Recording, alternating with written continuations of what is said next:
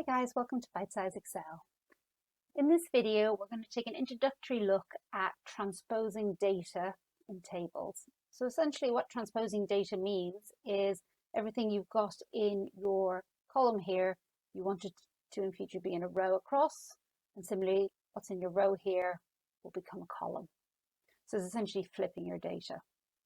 So in order to do this, what we do is we select the table that we want to transpose, and we copy it either by right-clicking and clicking copy or Control and C shortcut. Select the first cell where you want to transpose your data to. And we go to paste up here and paste special, or use the keyboard shortcut Control V, paste special. And what we do is we select the transpose box down here. Now there's lots of things you can do when you're transposing data. You can just transpose everything, which is what we're going to do now. But you can also just select your formulas, your values, your formats. There's a number of other different things. So click OK.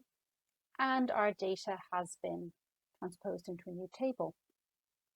Now one thing with transposing, if you've got your data table and you want your data in your original table to reflect what's in your new table, transposing in the way we've just done, if we change a figure, it doesn't change the corresponding value in the new table.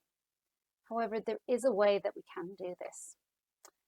And we do this by selecting the area of the new table. So you can either select, so in this one there are 10, you can see down here, 10 rows and 4 columns. So we want to select a region that's 4 rows and 10 columns, either a blank one or where we've just copied the data previously.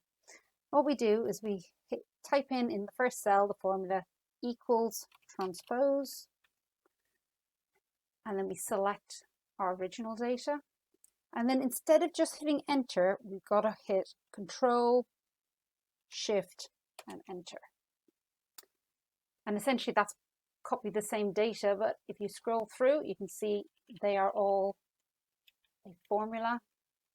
It's actually an array. But in this instance, now if we change this original data, it'll update in the corresponding cell in the new table.